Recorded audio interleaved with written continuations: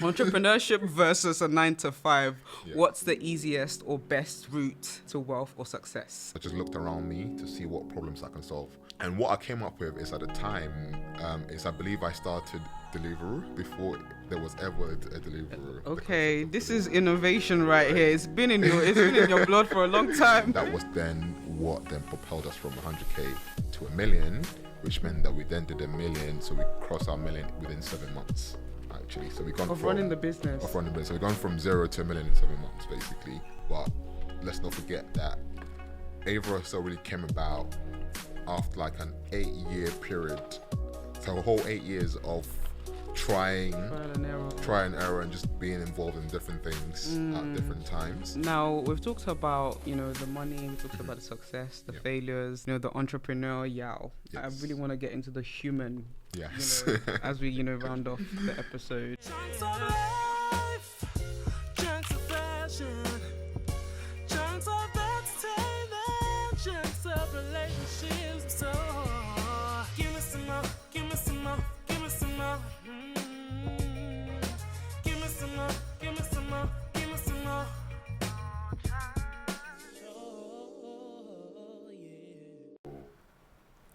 3, 2. Wow, how very exciting. That was such a wonderful countdown. Hi guys, welcome back to the Mo Chunk Show, the season finale. Woo! Welcome back to the Mo Chunk Show, where we inspire and educate you to live well and thrive in your faith, career, and relationships.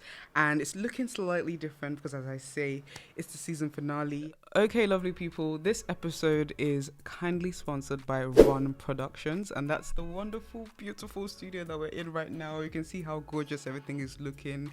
State-of-the-art equipment, audio to visual, all available on your booking. If you'd like to find out about how to book for your podcast, you can simply go to their Instagram page, Run Productions Official, and you can inquire today.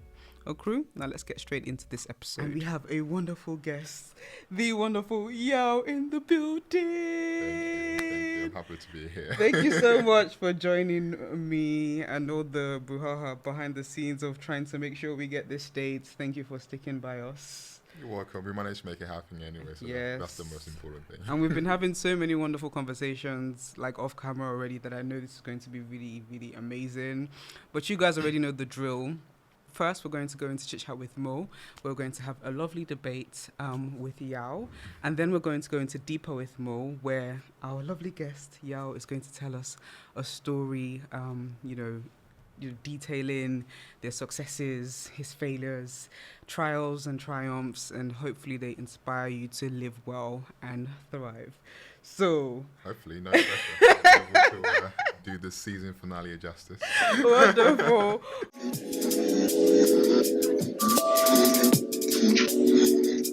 First of all, how are you doing? Just checking in. How's life? How's it going lately?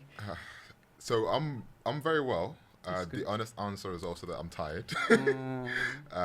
But then at the same time, I think I was having a conversation with one of my entrepreneur friends, and what he was saying to me is you can't ask for a lot on your plate, and when it's time to eat, you complain about it. Like there's too much food on the table. So I can't. I probably speak from a place of privilege in the sense that yes, I'm tired, but it's everything I've always asked for. So living in the moment, Yes. and enjoying the moment, enjoying the season, and trying to make the most of it. Yes, I mean, someone said to me that there's, similar to your friend, there's two ways of looking at things. You can look at it as a bad problem or a good problem. Exactly. I think there are some good problems to have in life. You have too many friends calling your phone. That's a good problem, You have, invoices that you have to deal with because your business is going so well. That's a good problem. I mean, it depends if there's money in the bank to pay for it. Okay, invoices coming in. Let's be specific. It's all coming in, and and you have to exactly. And speaking of, being an entrepreneur, Yes. that forms the basis of today's Chit Chat with Mo. I'm going to ask a question to you, but I'm also going to ask a question to the audience as well. So my very simple question today is entrepreneurship versus a 9 to 5. Yeah. What's the easiest or best way or route to wealth or success? Let us know in the comments down below. For a deep question. Yes, and I'm going to throw that question to you as well, Yeah. Yaw, and let me know what you think. What are your thoughts when you hear that being an entrepreneur versus the whole 9 to 5 debate? That's a huge debate that comes up a lot. Many would argue that it's the entrepreneur route. Many would say that you can make it in a 9 to 5 as well. I'm just curious to know what's your thoughts. I think there's truth in both, right? And I think it all depends on the person. Okay. Sometimes, especially in the Black community, a lot of people want to be entrepreneurs because that's what's glamorized. That's what they see out there. But again, another quote I also saw today, clearly I read a lot, Yeah. is sometimes people need to understand their strengths and know whether they are quote unquote a number one or a number two. And there's not necessarily anything wrong with that, but you need to understand yourself and your strengths and know where you sit and then essentially thrive in that. Regardless, you're still going to be successful, but trying to act and pretend to be something that you're not is essentially what doesn't allow you to achieve the best you can possibly do. What I mean by that is, for example, so when you look at a normal business, there could be someone that is a chief operating officer, which is like a CEO. Essentially, you're still part of the making and running of the business, but you're not necessarily the person bringing on all the ideas and all that stuff. But you are making sure that the business is working, the business is thriving, the business is doing what it's supposed to be doing, and that is perfectly fine. Right, but then also the other side where you want to go out, you want to be able to call yourself your own boss. I mean, people use that phrase. Yeah. It comes with its responsibilities, and not everyone is ready for them. But let's not forget, entrepreneurship is a wild west. It's not easy. A lot of the times as well, a 9 to 5 can be used to leapfrog you into business of some sort. Explain leapfrogging. So leapfrogging. So, for example, because some people might not know that term. I think I have an idea, but break it down for us, please. So leapfrogging is essentially just using something as a springboard. Okay. Right. So if you are in a 9 to 5, yes, you have income coming in on a monthly basis. As adults, we have to pay our bills. Yes. All that stuff. Going into entrepreneurship, there's no guarantee that you're going to be making money. Yes. Right. So why, in certain stages, people put themselves in debt, all that stuff, etc., to want to then make something out of it. And maybe the money that you even earn in business is probably nowhere near what you could potentially earn in working in a 9 to 5. Okay. So I do not demonize 9 to 5 at all. I believe that if you truly wanted to be an entrepreneur and you have a great skill and you have a job, that's fine. What do you do after your 9 to 5 also is what becomes the most important. So wealth can be built in several ways. Yeah. I think the principle of it is, do you know how to manage your money? So money comes in, expenses go out. What's left? Are you investing it? It can be, we're not going to go into investing or like what to do with it. I mean, we can go into it if you want us to. But essentially, what do you do with the excess money you have to make sure that you can multiply it, etc., whilst you're still staying in 9 to 5? You are also being in the right vehicle as well, in terms of that, the right company, the right stages at the right time, and just making the most of your skills. So, I'm anti-demonizing 9 to 5s as much as I am an entrepreneur. I also have a lot of friends, right, in 9 to 5 doing amazing well, honestly. And sometimes I sit back like, my life would have been so much easier. Oh. Right? Why did I choose to put this on myself? Where they're in great careers, doing amazing well, doing their thing, like invest in surplus, and just building wealth for themselves and their family for the future. So there's never like a clear cut or like a one strategy or one route for everybody. Yeah. Like I said, I think you have to understand your strengths and play to your strengths, essentially. That's a beautiful answer. And I think something I'm coming to realize in my conversations with like various people, and I've been on both sides, doing the business thing, doing like a traditional job or like different types of jobs to kind of support my creativity. Yeah. I've juggled and, I've had conversations with people, and something I've come to realize is that I think a major key to building wealth is knowledge. Yes. So of course, as you mentioned, knowing your strengths and where you kind of thrive the most and where you can kind of leverage on what you're good at.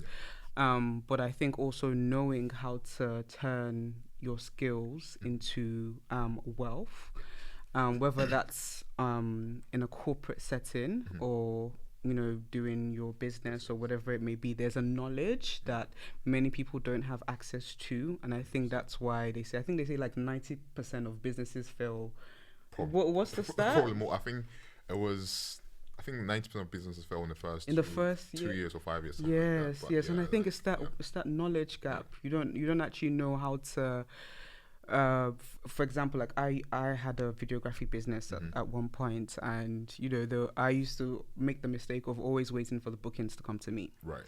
And I'm going to source them. Exactly. Right. So I started speaking to like seasoned videographers, and that were doing well. I'm thinking, do they have two heads? What am I doing wrong? Just that the other. And they told me, no, you pitch. Yeah. To different brands, and to me that kind of felt like begging, right, for your bookings, and I was like, it's marketing, but you need to go to where the money's at, especially if you want to start getting those, bookings, high clientele, that kind of thing. And similar to a corporate career, like going up the ladder, I've come to realize it's about knowledge, like knowing the jobs to apply to, how to apply yourself in the workplace, knowing how to land promotions. This life, there's strategy to all of these things. Right? So, and many of us are just left in the dark because we're not aware. So just we are not aware. Unaware We're not aware of how to do things. Like I know a lot of STEM graduates can relate to this whole thing about you go to school, you do this really tough degree, and there's just no guidance about what to do next. And they say employability, but that can mean anything. That could mean you're working in different environments, not necessarily in the thing that you've studied. So life all about knowledge. I would say it's a big key to being successful in whatever path you choose.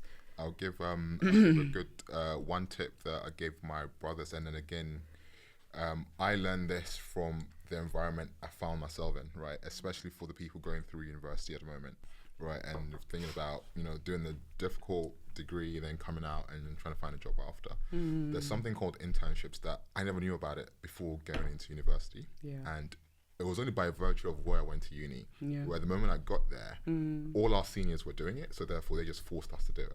What did you study, by the way? So I studied engineering, and I went to school. So you're STEM, right? So I'm STEM, but I think it was more so to do with where I went to uni. Okay. Right. So typically, if you go to like a Russell Group university, Russell Group's like I don't know, top 10 universities in. I can't even remember that countdown thing that used to make us feel so proud. Right. But at certain unis, you actually have even employers coming there to actually just interview you on campus, and there's this whole culture of you get there. In your first year, you have to go and do something called a spring week, which means that you go in for like a week, and then basically like a work, like a mini work experience like but for first year uni students. Wow. And then based off the back of that, they will interview you after your first week or two, and then you then get your summer internship. And then after your summer internship, by second year, most people come back with a graduate job before they even start their final year. Leicester. Right, so now imagine you've gone through uni for the whole 3 years, and now after uni you're now going to look for a job, whereas your peers have even got their graduate jobs a year before they graduate. Right? And if you miss that, then obviously you finish uni, you come back home, you have to take on any job that you can, and then any work. But then I noticed that when my brothers went to uni, they weren't getting the same advice, and I said to them, listen, this is what we're doing, you lot better make sure that you are on the same path, the same journey, and it worked for them. So like you're saying, you're absolutely right, sometimes it's down to the knowledge and understanding of that you have around whatever that you're trying to pursue. Interestingly enough, I think I do remember like internships being mentioned, because that's the thing with STEM, isn't it? They mentioned that to you. But I think for a lot of people in my year, we all wanted to study medicine after. So it wasn't really a thing where, sorry, I feel like I'm losing my voice. I think it was a thing where if you did like a internship for a year, a lot of us felt like that would then slow you down on the medicine side of things. But interestingly enough, I didn't go to study the medicine in the end. But you guys let us know what you think about, today's question of the week. Entrepreneurship versus, a traditional 9-to-5. What's the best route to building wealth or success? And so we're going to go straight into Deeper with Mo, where Yaw is going to tell a wonderful story that's going to hopefully help you live well and thrive. Okay. This is the last episode of the season, and I really wanted to celebrate with a brunch that's happening this coming Sunday. So by the time this will come out on Thursday, so we'll be having the event in 3 days time. That's 3 days, right? So we're having a lovely brunch for friends, fans and supporters of the Mo Chunk Show, and of course if you're a supporter of myself as well. Be a nice little intimate brunch with games, good food, and like prizes to be won as well. So if you'd like to come down, it will be at Naylor Cafe in Northwest London. All the details will be on the screen, and I would love to see you guys there. The links for the tickets are in the description and in the comments as well. I would love to see you guys there and love to celebrate with you as well. It's been a really, really amazing season, and we're going to jump back into the conversation now. Okay, so Yaw, for those that don't know already, tell us about yourself and what you do. Right, so my name is Yaw Okyere, and I'm the founder and CEO of a skincare brand called Ava Estell. And the whole premise about Ava Estell is that we want to make you feel more confident in your skin. And it mainly targets skin issues such as hyperpigmentation, eczema, cirrhosis, and anywhere really that, there's an imbalance in your skin. I believe our product should be able to help. And we predominantly focus on people of color because we think that's, where the massive gap is, where the mainstream is ignoring a lot of us. And it all started from when I initially met my wife. Obviously, we weren't married when I met her. Hopefully. Betrothed. That would be worrying. Yeah. But essentially, it was just through conversation, and just understanding a few things about her. And some of the things that made her feel a little bit insecure was the marks and hyperpigmentation that she had on her arms. Fortunately for me, I had a unique set of skills that all merged together. That meant that, my previous company that I was working with, I was working a lot in formulation, so I understood the formulation industry, and I thought, I can definitely make something for you in my attempt to try and score a second date. Okay, wow. And then she also mentioned that she wanted something that was all natural. She didn't want to use any chemicals that could potentially bleach her skin or anything like that. So I went away, created something for her, and it worked for her. I was like, okay, well then see you on the next date then. So and that is actually the true story of what happened. But funny enough, just always been on entrepreneurship. I was working in another startup, so I kind of really left this particular idea. We didn't really do much with it for a whole 4 years actually, until during COVID time, until 2020. Okay. And everyone was being paid 80% of their wages to stay at home. And me being the kind of person I am, I was getting a bit fidgety. So I thought, what? We had this skin care idea thing that I created for you that work. Let me go back and recreate it, reformulate it. So that's what I did literally, during COVID. That was essentially my pet project. And fortunately for me, all the a few labs were still working, so we could get out all our safety approvals and everything, get the test out of the way, get it certified. And we put it out to a few friends and family, and they used it and it worked for them. I thought, actually, there might be something here. So as part of literally a pet project during COVID, we decided to launch it, put it out there to see what happens.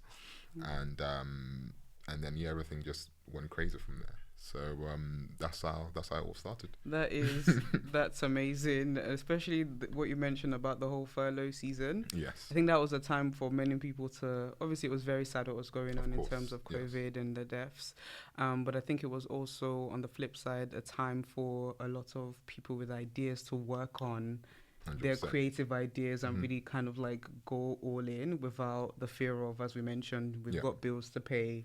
Because you've been paid to stay at home, right? they'll still pay you, and then you can still try anything you want. You know, for how long was lockdown? For like at least a whole year. It was like a year and a bit. Yeah, It was a year and a bit, exactly. quite a while, especially like Yeah. when we started to kind of come out of it. And then there was the second one, Yes. lockdown as well. All that stuff. Yes, and it's Um, it's interesting that you mentioned that you were working in formulation. That kind of links nicely with our debate just now about the 9 to 5 and how it Exactly. can... But even then, so I mean, naturally, I've always wanted to be an entrepreneur. So my journey into entrepreneurship, as much as I am an entrepreneur, I also understand obviously the need of when a 9 to 5 makes sense and when that comes in. Okay. But my personal journey has always been rooted in entrepreneurship. I remember probably around the age of about 14, 15, I remember I wanted to be a doctor. So my unique thing in this world has been always to do something that will help others, right? In one way or another. So that meant that, and also side story, so many side stories.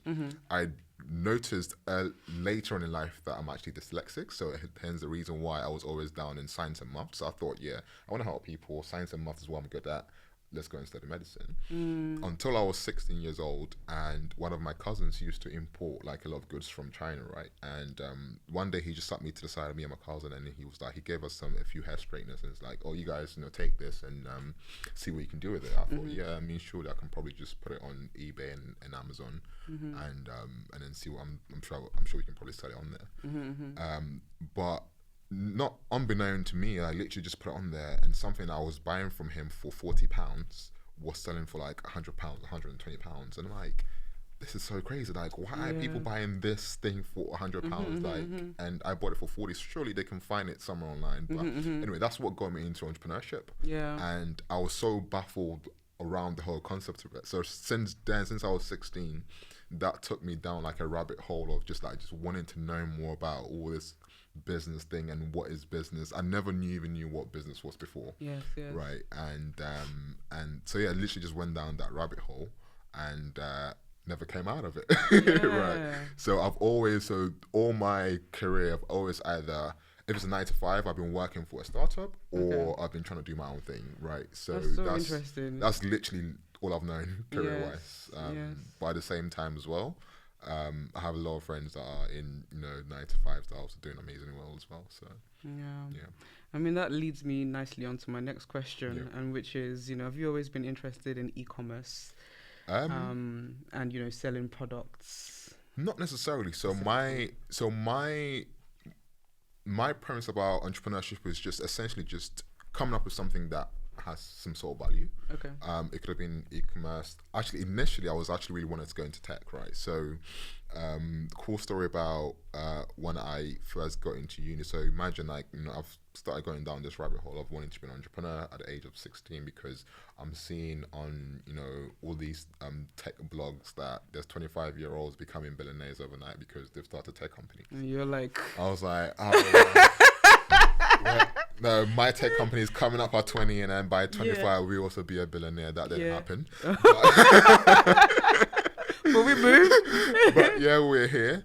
So literally, I got into uni at 18, and my first thing I did was just join the Entrepreneurship Society, right? So at my uni, they had like a society where just people that are just interested in entrepreneurship,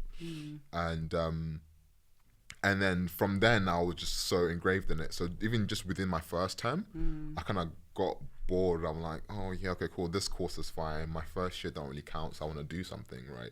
And essentially, so what I did was I just looked around me to see what problems I can solve. And what I came up with is at the time is I believe I started Deliveroo before there was ever a Deliveroo. Okay, this is innovation right here. It's been in your blood for a long time. So I went to uni in Warwick, right? And for anyone that has been to Warwick, it's basically what we call like a campus university. Okay. It means that the whole university buildings is like literally in the middle of nowhere. Okay. It's the massive campus. All your buildings are right there. Everything you need is in the same place. All your wholesale residents are all in the same place. Okay. Which means that you really don't have to leave to go anywhere. So we used to call it the bubble. So once you're in, you really don't go anywhere unless you're going back home. Okay. Which also meant that there was only 5 places for us to eat on campus, right? And the closest city to us was Coventry, and students are lazy, number one. And for us to get to Coventry, you had to jump on a bus for a half an hour ride and half an hour back. So no one is traveling an hour to go to Coventry and back. which then meant that we couldn't get anything like Nando's because there was no delivery for anything like that. So the only delivery service available for food was Just Eat, and at the time, Just Eat was only mainly for like your greasy takeaways, like, if I can call it that, and pizza and stuff like that. Yeah. So I thought, wouldn't it be nice just, you know, if I could order Nando's and then it would just, you know, turn up to my Arrive. door, Yes. and not have to worry about it, you know, how it got there. Yeah. So I thought, yeah, this is my genius tech idea. We're gonna go into it. We're gonna do it. Like, and that meant that I actually almost failed my first year of uni. Hey. But thank God, thank God it didn't count. So my first year didn't count towards your actual final Like full grade, yeah. qualification. But you had to get 40% to progress to the next year. Yes. And I got 42, right? Ooh. But then by the end of uni, I still managed to get a 2-1. So Yes, you know, so thank God. So my mum didn't whip me. Yeah. No, thank God. But then what I was literally like, I spent the whole of my first year just building this out and just doing this, right? And it was actually quite good. So this was my first proper try going at something like proper, like in business, setting up semi-tech company. And I remember asking one of my mates who studied computer science to build a website for me, and they were like, "Yeah, I'm gonna charge you $3,000." I'm like, "Hell no, you ain't gonna charge me $3,000. I'm gonna go and learn how to code and build it." You're gonna go on Wix. Literally, I'm gonna go learn how to Squarespace. code and build it myself. Like before then, You I learned how to code. yeah. So Oh my goodness, this is next before level. then, I had never touched anything to do with code before. I'm like, Right. you know, I'm not about to pay you $3,000. What for? What? Anyway, so I spent literally 2 months. Like, figured out how to make websites and all of that stuff. It was pretty basic, but at least that gave me the knowledge. And because I'm here thinking, yeah, we're starting a tech company, right? So I might as well just learn how to code. So yeah, we figured it out, built it all out. It worked perfectly fine.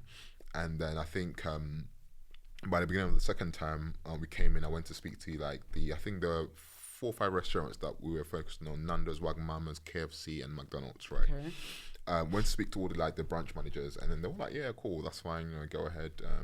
But the problem was, because there was no proper delivery system, we had to phone in the orders, and that's how they actually managed to ban us as well, right? So the story was, particularly Nando's, for whatever reason, 80% of all our orders went through Nando's, right? So 80% went to Nando's. Yeah, it's literally. Okay. Students just preferred Nando's for whatever reason. Okay. Right? So I remember we printed flyers, I remember it said clearly Nando's Wagamama's delivered to campus. Okay. And then we went around all the halls of residence and put a flyer underneath everyone's store, and then with a website on it. But the great thing that we did that made it work was because instead of delivering everyone's food as they order it, we will batch it all together. Wow. So, for example, if you wanted your food at 8 p.m, you have to order by 7 p.m, and then there will be delivery locations. So either one of the residents or maybe the library or whatever it was. Right? We have about 4 or 5 locations, which meant that we could do 20 or 30 orders in one run. But then we were charging everyone £5 for delivery fee, and we were still paying for it on top of the cost of the food from the restaurant. Yes. But we had to phone in. So what betides you if you are going to and there was only one Nando's in Coventry, right? At the time, I'm not sure if that's changed. If you're going to that Nando's to go and eat and sit down and eat, and we've just placed an order, like a 30-piece order or whatever. Right. It's all going through the same system. So if you just walk in after we put an order, you're going to be waiting for almost an hour, because then they have to make all our food. So they can't actually serve the customers that have come into the... Exactly. So then that became our issue. So on a Saturday night, we were putting 200 orders. Hey! Right. So now head office was getting annoying because reviews from the Nando's Coventry just kept going down. They couldn't understand why. So they just dived in a little bit more, and then obviously then found out this is what we're doing. Although the branch manager said yes, head office was like, nah, it's not happening. Reviews are going down. People are complaining. We're going to have to shut you down. And I was just like, gosh, why? Honestly. So, but then that meant that I could just go back and focus on my degree and get my 2-1 and get out of it. At least. So, yeah, at least there was some happy ending to that story. But so that was my literally first attempt at entrepreneurship, and then just throughout that process, it's almost captured me like a bug. And then after that, I tried to do something similar in London, and then I got investment to do, to build confectionery bars. So, and then my journey then started going to more into food rather than tech. And then I was working with a company that were trying to create like healthy alternatives to energy drinks. So at the time I met my wife, with the whole Ava Estell idea, actually, I was actually formulating for that energy drink piece of it. So that's how I understood the whole regulations around formulation. So yeah, that's been, I don't even remember the question you asked me, but that's been my journey of entrepreneurship. It's truly fascinating, and I think it was always going to happen for you. Like, obviously, at some point. we're going to delve into, you know, a little bit more about Ava Estell, but like from what I'm hearing, it sounds like this is almost like a calling for you. And it was like a thing that you really, even if you don't want to over spiritualize it, this is something that you really wanted to do. It's just the right idea to hit. 100%. I mean, was Ava. Yes. So, I mean, for me, I think, like, when I always discover something and I'm into it, I put everything into it. So I remember before I was 16, I was like, everything I was doing was trying to be basically trying to be a medic, right? So, you know, I'll go to all the like St. John ambulances. Like, I was literally like a first aider, like at 15, you know, traveling all that stuff to get trained. So doing so many things just to really try and make sure that I can put my best foot forward. And I think that's probably maybe stems from my mum a little bit as well. So my mum always said to us that in order for us, you know, as black people in the UK to qualify for anything, we need to work 3 times as hard compared to our peers. Right? So everything I did, I sort of like just put everything into it.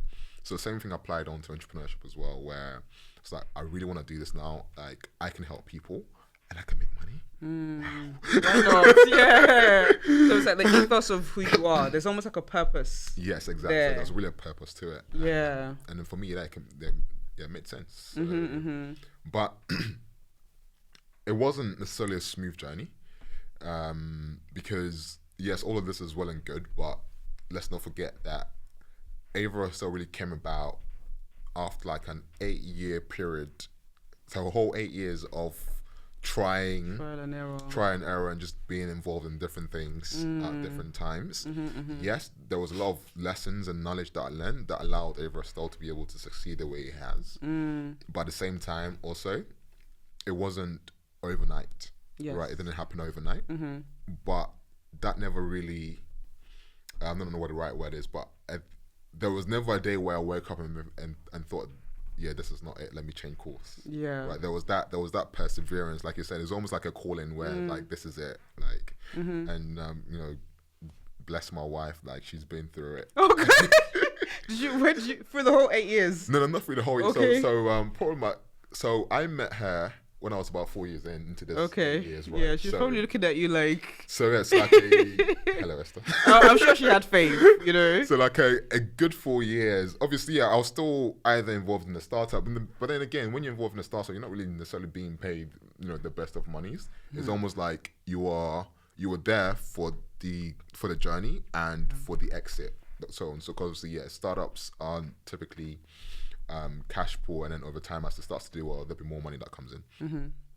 So it's almost about you're sacrificing the now for the future. Yes. So it's always been like that for me. Yeah. But then it's also really, really difficult, just like then coming back to the 9-to-5 thing, where now you're watching your peers and your mates, even your own siblings, now like start their careers. They're now 6, 7, 8 years into their careers, and then they're now like, you know, doing better than you. Like top senior people where like, yes sir.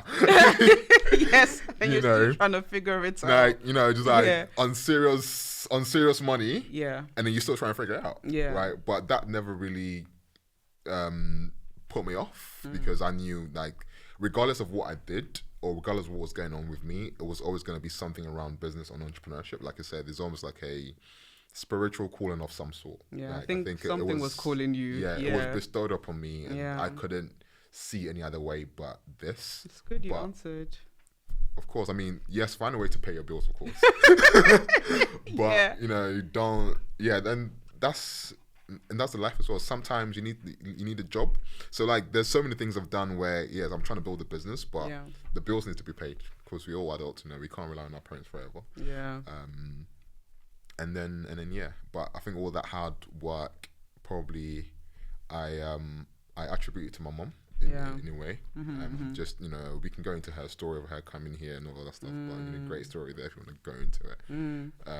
And just watching her just growing up and, you know, all the hardships that she went through. And for me, it was like, well, she sacrificed anything for us to be in this country. There's no way that anything that you do or anything that I do, I'm going to do it half-heartedly anyway. You know, so you have to keep going until something works out. It has to be excellent. That's such an amazing spirit to have, and it's no wonder that it's kind of turned out the way it has. So I want to go into, you mentioned that it hasn't always been smooth sailing, as you can probably imagine, you know, those of you that are watching.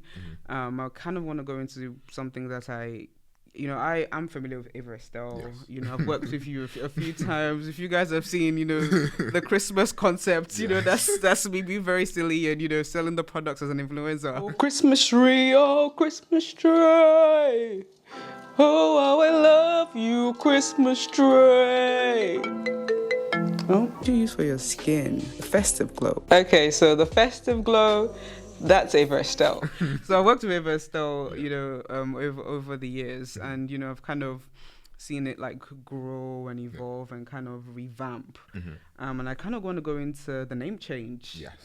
There was a name change that happened. What was going on behind the scenes? So the initial name was inspired by your wife. Is that correct? 100%, yes. I mean, the Estelle part to an extent, but there was a name change actually. And funny enough, when you think back now, so when we look back, the name change actually happened after 6 months of being in business, right? Okay. It sounded so much more than that at the time. At the time, it felt like, so at the time we used to be called Care. Yes, I was wondering if I could say the name. I was like, is this a law? You know, it's on me anyway. If anything happens, you know, anything illegal, yeah.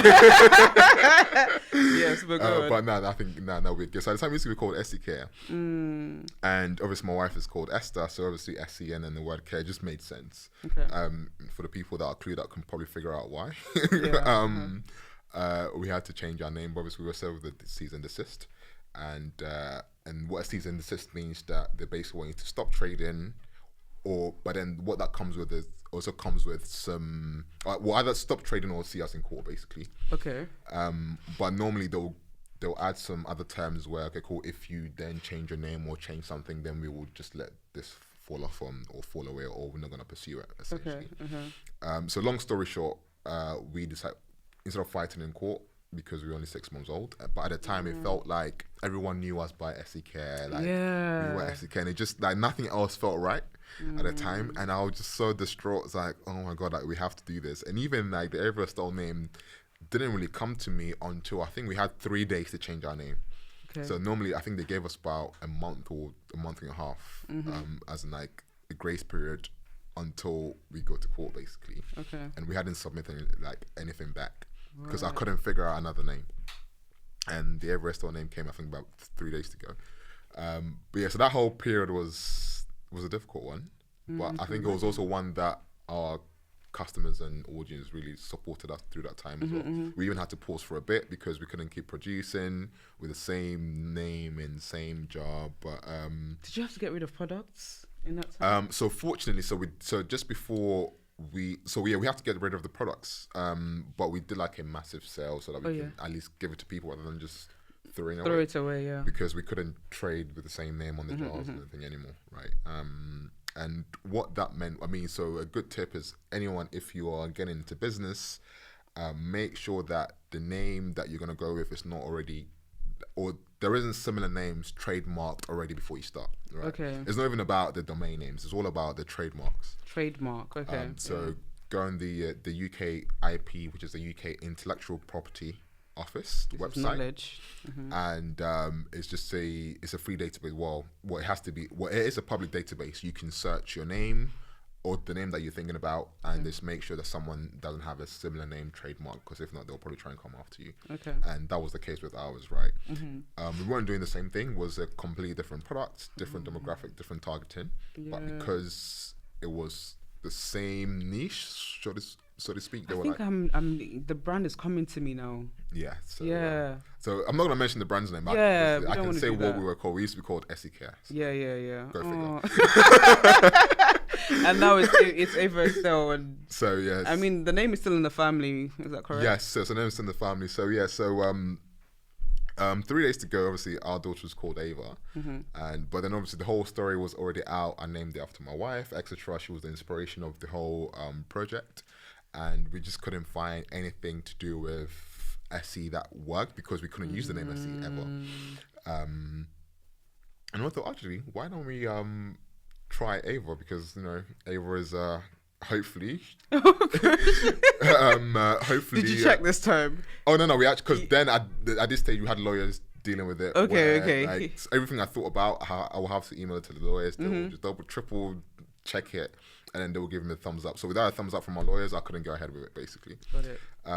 Just hoping that one day Ava will wake up and be like, oh yeah, I think I like this. But anyway, I thought, do you know what, I think Ava was 2 years old at the time. I was actually, how about, so then we thought, let's find a way to play on the name Ava. Essie wasn't very happy about that because all of a sudden it wasn't about her no more, and she was about to lose her baby, and now our daughter, who that is her favorite person in the world, is about to come and steal her light again. We thought, actually, so then it was then we decided to do something around Ava, but then we still managed to then find a way to bring in the Estelle part of it. Yes, so, Estelle, yeah. So that's where the Estelle part of it comes from, to still find a way to honor my wife in a way. So yeah, that's how we came up with the name Ava Estelle, essentially. So now it's mixing Ava and Esther together somehow. That's beautiful. It's good that you kind of got there in the end. Yeah. And it's interesting because Plant Made went through something similar. Same issue. Again, trademarks. Yeah. Right. So that's why I was saying to people, and I know Emma very well. So the moment it happened, she called me and was like, "Yeah, like the same thing's happening to us." I'm like, "Oh gosh, come on." Yeah. So yeah, like guys, just make sure that no one has trademarked your name or anything similar to your name, because even if they've trademarked, and especially in Emma's case, in Plant Mate's case, the person wasn't even using the trademark. That business wasn't running, and because they had a trademark. They were like, nope. Yeah, there's nothing to do. That's so interesting. The two very prominent black-owned brands at the time that were doing really well, and like everybody was really like hailing them, like you guys are doing amazing, and you both had the same issue. Like I remember seeing Plant Mate's post first, and then your post saying that you guys were closing, and everyone was panicking in the comments, like, how can this happen? And thankfully it happens. You're both running again. But I think, it probably, now the Ava Estell name has grown on me so much. I think I think I like the sound of that a little bit more. So interesting, isn't it? Change, when you're faced with change, it can be very difficult. Yeah. You're like, we love familiar. We love what we're used to. We love what feels like home. Yeah. And it's like you're challenged to change something, and it feels like the worst thing in the world. But eventually just that becomes your new home. 100%. Which is so interesting. Like, you have to be so ready to pivot, I think, as an entrepreneur, as somebody who's a creative, as somebody who has a calling, a purpose in life, because I think it comes with so many detours. Honestly, it's just like, I think change is the only constant in entrepreneurship. Literally. Yeah. Just if you want anything to be constant, it's going to be change. Change is the only thing that's going to be reoccurring over and over again. So you just have to be comfortable with it. And you have to be ready to adapt. Like, 100%. I remember when I first started media, segue, and there would be times where like maybe a shoot goes wrong, and I would just start crying. Oh gosh, I would just start crying. Like, there's even like a video on my YouTube where I was crying to the camera. Oh god, so embarrassing. I look back at it, but at the time it felt right to upload it and kind of share with, like, oh, it's so hard. Now I feel like I bounce back so much quicker. Yes, been through all the roughness, and it's toughening you up a little bit. Like recently, there was a creative. She posted that she did an interview, I believe, with Deliveroo. Okay. And she couldn't put it out because of various reasons, and I'm like, every creative has to go through this. It's so painful. Honestly, yeah. You do the work and something just comes up. Someone says something and it's legal, gets involved, and you have to just continue building that thick skin towards that thing. Honestly, but that's only constant in business. Yes, we've talked about some pitfalls, but I want to talk about some successes. Yes. I've like I said, watched your journey very closely, and I've been very inspired by it. Thank you. Talk to me about your first 100K as a business. First 100K See, Are we jumping? Should we go to the 10,000 first? I feel like 100K sounds. I mean, probably because it's Ava Estell, probably maybe like 100K is probably more befitting. But we can start from the first 10K, right? Okay. And then I'll probably try and Scale, talk you through it. yes. Scale through it. But I mean, I'll say fortunately, but then again, you understand why I say this, because like it goes back to the fact that this has been almost 8 years in the making, right? And really sort of like understanding the levers to pull and what to do. So fortunately for us, our first 10K came after our first 2 weeks in business, right? And that's when I knew this is something that I need to pour everything into. So that was literally the validation for us. That's a good validation. Yeah, I was Yeah, like, hold on yeah, a minute. All right, this is yes. it. Guys, all right, we're dropping everything. We're going all in on this. But it was around, again, back to Amma as well. So, like, I was fortunate enough that I was very, very close friends with Amma. And then she did a marketing campaign that worked very, very well for her. And I called her and was like, listen, whatever you did, I'm doing the same thing. Give me the number to the guys. And we're going to do the same post. But it was around, because obviously at the time, and again, this is when timing also comes in, and I keep saying to people, right, in entrepreneurship, you can be as prepared as you want, but it also, there's a final piece to the jigsaw, which is the element of timing, which is not in your control. And without that, yes, you might have some successes, but nothing will really sort of like fly without the perfect timing, with the perfect idea and the perfect person, all sort of like merging together. That's good. And that timing piece is not in your control, like regardless of whatever you do. Because think about it, I wasn't any smarter than what I had been a year ago from all the lessons that I've learned, all the journeys that I've been through, and everything else that I was trying, but nothing really worked the same way this worked. The only difference was I was the right person with the right expertise at the right time. And the time was the only element I couldn't control that had happened at this time. And the timing element was the fact that it was, again, COVID was a sad time, but for Ava Estell, was a time where everyone was at home, everyone was on their phones, everyone had some disposable money in their bank account because they couldn't spend it anywhere, or the only place they could spend it was online. And we were all at home just looking into our mirrors every day, like looking at all the quote unquote what we are not happy about on our skin, and we managed to come up with this thing that was working. So we did a campaign where I think we posted on some gossip pages around what the products are able to do, and it was as simple as here's the before and after of what the products are able to treat. So from eczema to hyperpigmentation. And then that weekend we did that, everything just went out of the window. I remember it so well. That day I was taking Esther for her driving theory test, actually. I'm just parked outside waiting for her to come out, and then I just see my phone just going crazy. And I think the post was supposed to go out at 12 p.m, but they posted at 10, so I wasn't even prepared for it. And all of a sudden, my phone is just like pinging, and like, if anyone is on Shopify and you've used the Shopify app before, Just kind of scroll.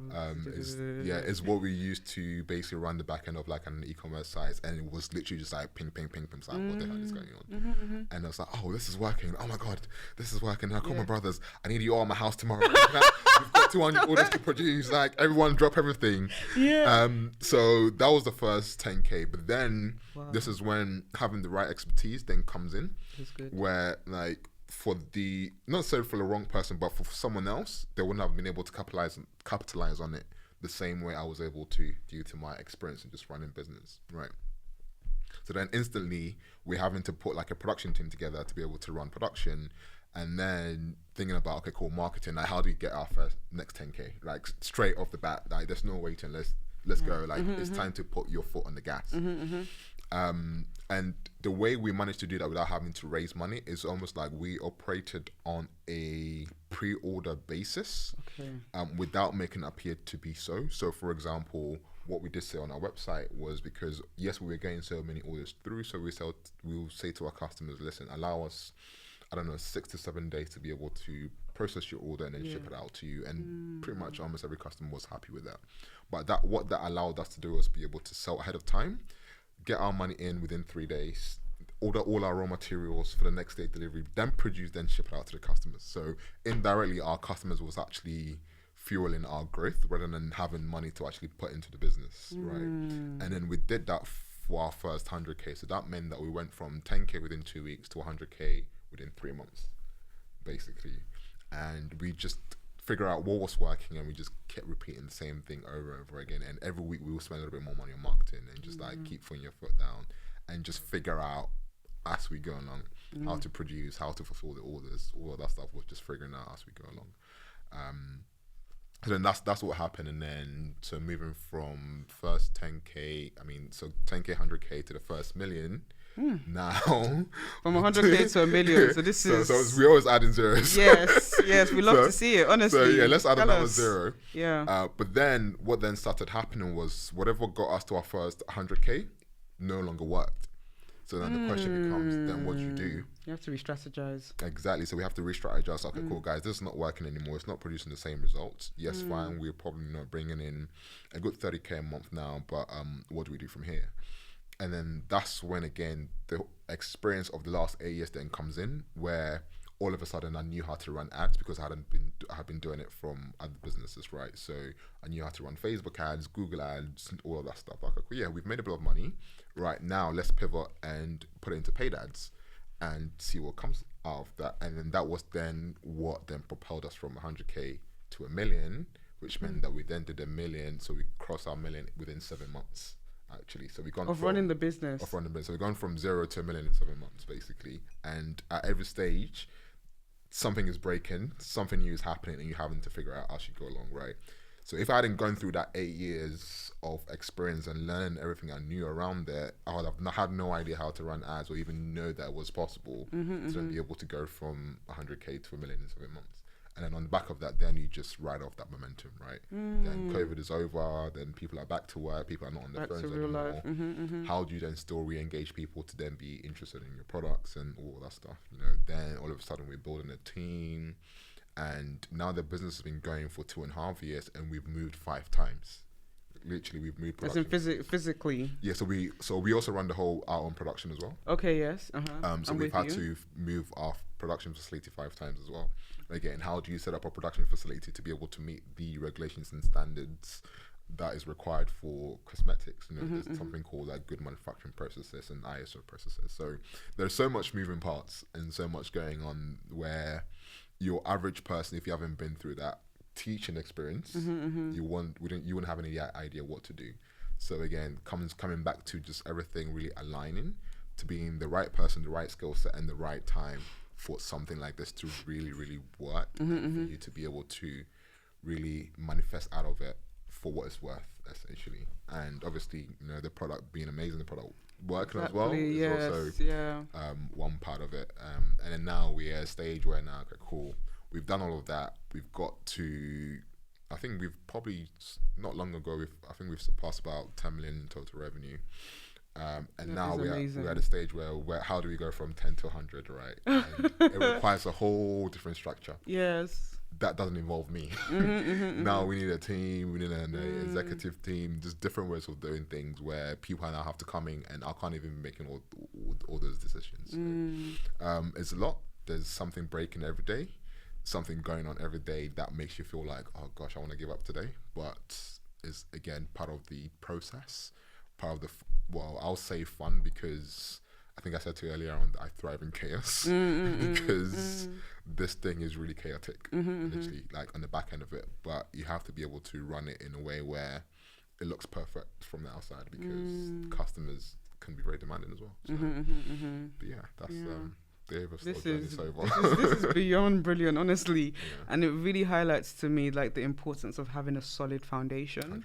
Like those 8 years, as you mentioned, like I believe are so key in like shaping who you are and how you now apply yourself in the business, and as it grows and even the years of Ava Estell itself is building into the next few years and the next few years. You've done an amazing job. I just want to commend you at this point, because I need to take 3 months to sleep. Have you been on holiday recently? Because it sounds like you need a rest. Yeah, so recently, fortunate enough, I was able to go with my wife, actually. So prior to this, we hadn't been anywhere for 5 years, right? So obviously factoring in COVID as well. So I think last time we went away was just before COVID, and COVID was 2 years, and then the business I've been running for almost 2.5 years now. So for like a good 5 years, 5 or 6 years, we haven't been anywhere. Okay. And it was then throughout that time as well, the kids have also coming. So our oldest one is 5, our Ava is now 3. So now there's kids involved, and you can't go anywhere. They were too young and all that stuff. Business is running, things are so busy. So luckily for us, a few of our a couple of our friends were actually having weddings in Ghana not long ago, about 3 months ago. They both happened to be having a wedding in Ghana around the same time. Yeah. And then again, timing, the kids were just a little bit old enough that, you know, grandma can look after them for a week and allow us to go away. So yeah, we went to Ghana and we enjoyed well. I made sure that I was like, babe, please, I haven't taken you on honeymoon. So like, even since we got married, we haven't even been on honeymoon. Like, this is your honeymoon, this is our holiday. Please just go all out. Whatever. Just enjoy yourself. Enjoy yourself, because I know when we go back. Yourself a baby, boo. But yeah, she made the most of it. She enjoyed. Oh, that's good. So she listened. If you follow her on socials, you would know. Okay. I'm like, yeah, I mean, I said enjoy it, but now I'm like, I'm sticking on the bank account. This reminds me of a clip of Diddy and what's her name, young Miami. Yeah. They went out shopping, and even as rich as Diddy is, he was scratching his head. Like, when you tell a woman enjoy yourself, be ready for what comes with that. You don't have to ask me twice. But she deserves it, honestly. It's been a lot. Like, there's a lot she's been through. I think what people don't also see is that side. Maybe hopefully one day you'll be able to get her side of the story as well. That would be interesting, actually. Just the other side of supporting this journey as well is not a walk in the park, right? So but yeah, I'll let her. You let her do that. That would actually be be a very good idea. You guys let us know in the comments if you'd like us to run that kind of episode. But speaking of, like, you know, marriage and relationships and support, I do know that you are somebody who likes to keep, you know, your family private. Is that still a thing? You like to keep it private? It's mainly the kids. Okay. Right. Not so much. I mean, everyone knows about Esther because I talk about her as part of the business anyway. Yeah. But I discussed it with Esther, and she was like, yeah, I mean, at some point they're probably all going to come out anyway, but let's try and keep as much of them to ourselves. To yourselves, yeah. As much as we can until the point where we can't no more.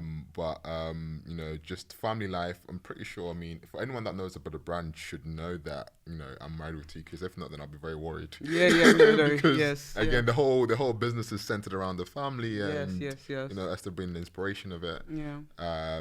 So yeah, I mean, but if you do follow me, then every now and then I'll probably share a few things on my socials. Yeah, but it's not like a constant thing. I don't think you're the kind of person, from what I see on socials. So I build my personal brand around the business. Yes, yeah. And but then if you know me, you know the kids are everything. Like the moment I get home is, you can't get hold of me until the next day, or until maybe the kids go to bed, and then back to business and back to work. But yeah, just trying to shelter them from this scary world of online and social media as much as we can, because at some stage Hello gorgeous people, thank you so much for tuning in to today's episode.